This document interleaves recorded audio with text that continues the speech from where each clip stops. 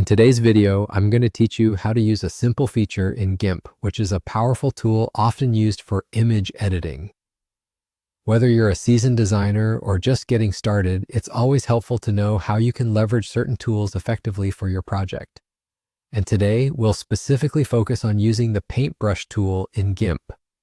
This might sound straightforward, but customizing this tool effectively can transform how you work on your designs, allowing for precision and creativity to shine through.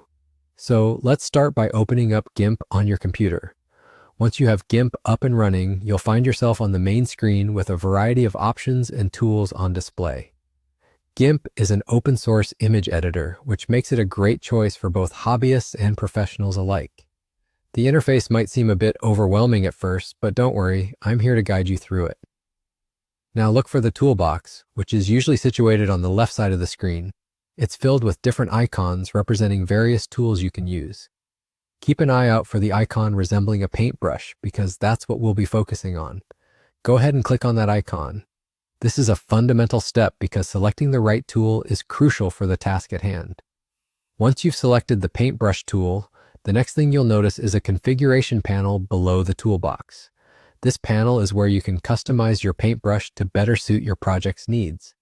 Here, you can adjust the size of the brush, which will determine the thickness of your lines. If you're looking to add more detailed work, you might want a smaller brush size, whereas a larger brush size would be ideal for covering more space quickly. Additionally, you can choose the style or shape of the brush tip. From round and fuzzy to more structured squares, there are many built-in options available. Experimenting with these can help you determine which style best fits your creative vision. Furthermore, don't forget about the opacity setting. By adjusting the opacity, you can control how transparent or opaque your brush strokes will be. This feature allows for intricate layering and blending within your artwork.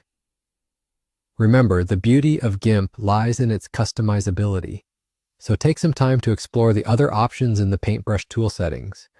Once you feel comfortable and happy with your selections, you're all set to start working on your masterpiece. And with that, you're done. I hope this guide has helped demystify the basics of using the paintbrush tool in Gimp. Whether you're illustrating, designing, or just having fun with some digital painting, mastering the use of this tool can significantly enhance your creative process. Thank you for watching, and happy designing!